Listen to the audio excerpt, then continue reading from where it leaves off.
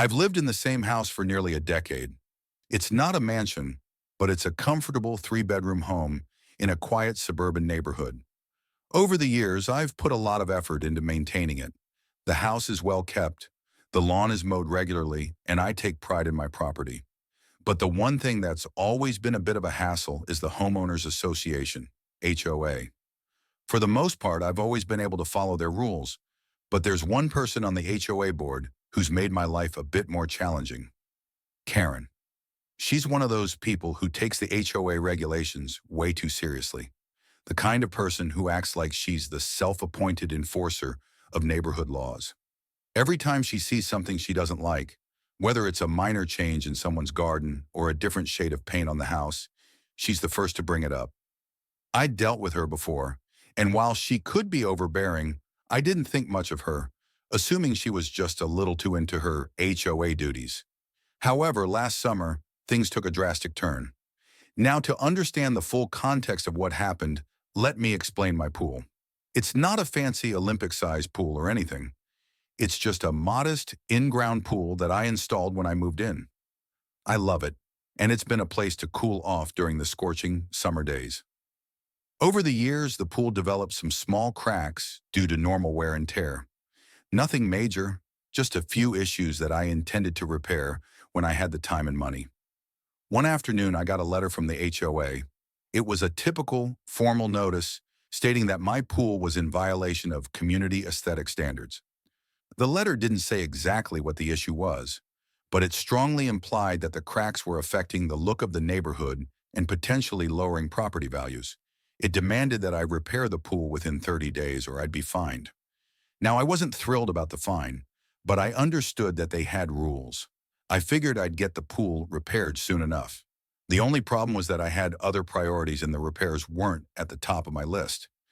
Then came the knock on my door. It was a Tuesday morning and I was at home working when I heard the sound of knocking. I opened the door to find Karen standing there, holding a clipboard, looking as though she were the neighborhood sheriff. "Good morning," she said in a tone that was way too chipper for my liking. "I'm here to do an inspection of your pool." I didn't have time to argue, so I let her in. She proceeded to inspect every corner of the pool with the precision of a detective. I tried to explain that I had every intention of fixing it, but she wasn't interested in hearing it. "This is a health and safety hazard," Karen said. "This pool needs to be drained and fixed immediately.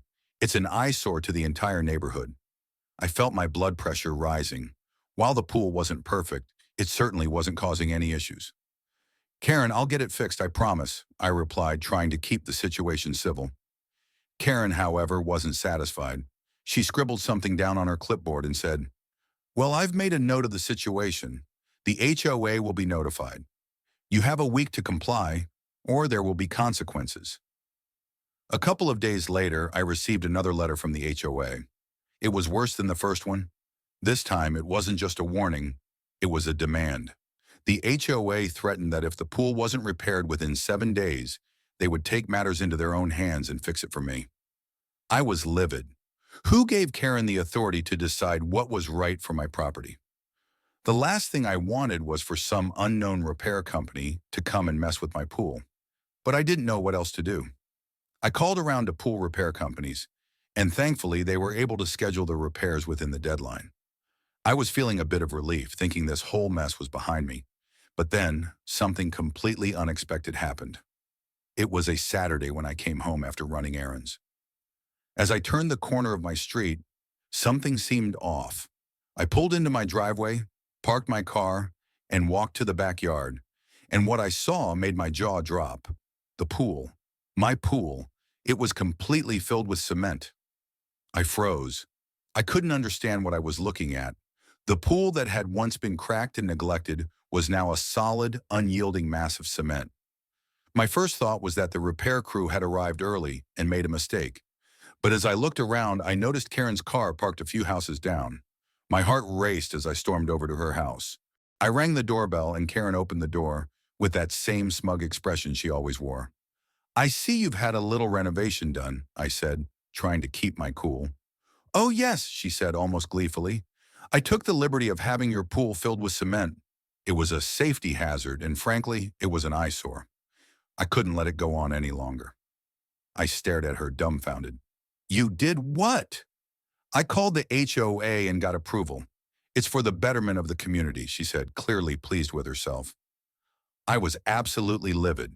You can't just come onto my property and destroy something that belongs to me. Well, I did, she said with a shrug. Now you won't have to worry about it anymore.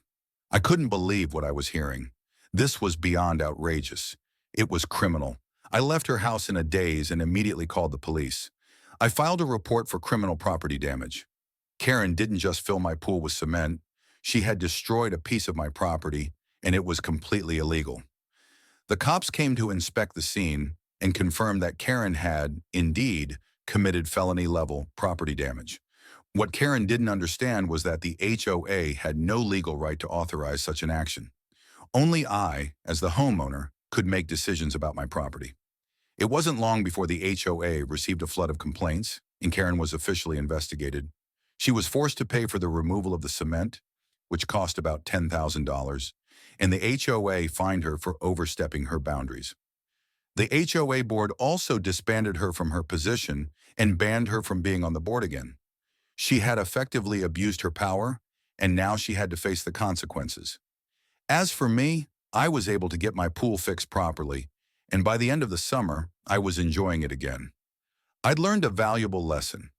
Don't let anyone, not even the HOA, think they can dictate what happens on your own property.